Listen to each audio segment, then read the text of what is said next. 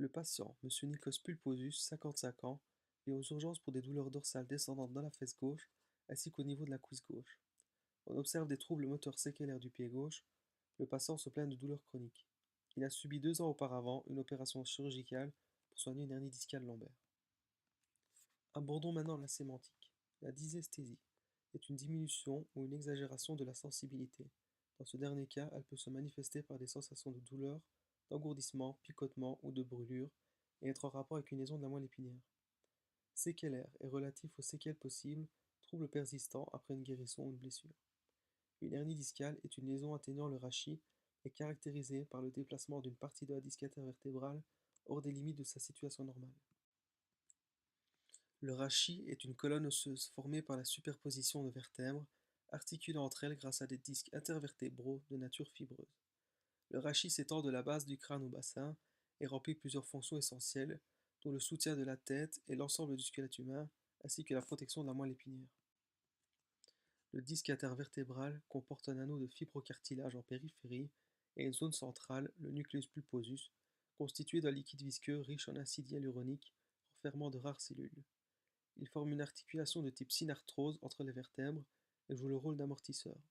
Il s'use avec le temps et peut parfois se déformer ou sortir de son enveloppe. La moelle épinière est constituée de substances grises situées au centre, au pourtour du canal épendymère, et de substances blanches localisées en périphérie. La substance grise contient les corps neuronaux, les cellules gliales du système nerveux central, des capillaires sanguins, des dendrites, des axones et des synapses. Elle forme les cornes. Les cornes dorsales sont formées de petits neurones sensitifs, pseudo-unipolaires, tandis que les cornes ventrales contiennent de gros motoneurones multipolaires. Entre ces deux cornes se trouve la corne latérale, constituée de corps cellulaires de neurones sympathiques efférents préganglionnaires. La substance blanche est formée d'axones myélinisés qui donnent la couleur, des cellules gliales et des capillaires sanguins. Elle est organisée en cordons. Au niveau des faisceaux descendants, nous avons la motricité somatique volontaire, constituée du système pyramidal localisé dans les cordons latéraux. Il trouve son origine au niveau du cortex moteur primaire. La motricité somatique involontaire est constituée du système extrapyramidal localisé dans les cordons antérieurs. Il trouve son origine au niveau du tegmentum. Abordons la pathologie. La hernie discale. La hernie discale. La survenue d'une hernie discale consiste en un glissement du nucleus pulposus vers le canal rachidien situé plus en arrière. Il a induit une protrusion discale pouvant conduire à une compression des racines nerveuses localisées à proximité. On distingue plusieurs types de hernies selon la localisation de la protrusion du nucleus pulposus. Une hernie postérolatérale, une hernie extraforaminale ou une hernie intracanalaire. La plupart des hernies discales sont situées dans le bas du dos et provoquent une douleur au dos et aux jambes. Elles sont appelées sciatiques. Les hernies discales surviennent aussi fréquemment dans le rachis cervical et provoquent une douleur dans un bras, commençant au niveau de l'aisselle et du haut de l'omoplate et descendant le long du bras jusqu'à un ou deux doigts. La pression sur le nerf au bas de la colonne vertébrale peut provoquer une perte de maîtrise sur la vessie ou les intestins, signe qu'il s'agit dans les deux cas d'une pression très grave sur le nerf. Il arrive rarement qu'une rupture discale dans le cou entraîne une paralysie complète. Un petit mot sur le nerf sciatique. Il s'agit d'un nerf sensitivo-moteur du membre inférieur. Du point de vue moteur, il innerve presque tous les muscles de la fesse, les muscles de la loge postérieure de la cuisse, ainsi que ceux de la jambe et du pied. Il trouve son origine au niveau de L4 et descend jusqu'à S3.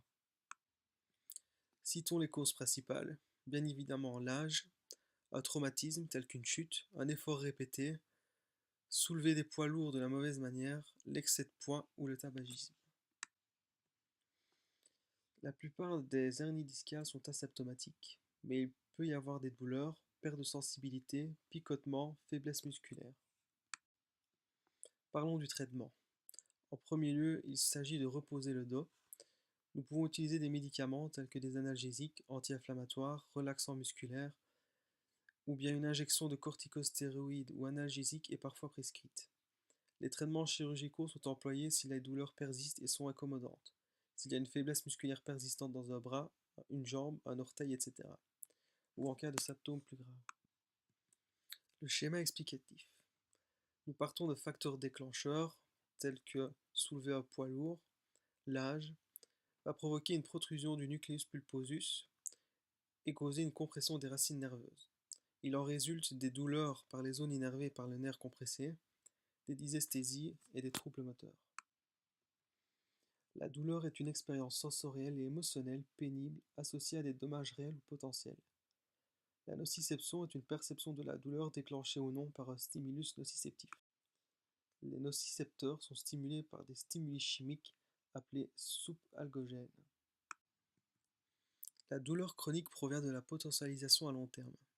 La stimulation du neurone de projection de manière répétée et à haute fréquence par une libération de glutamate par les fibres nociceptives va stimuler d'une part le récepteur AMPA, mais aussi le récepteur NMDA.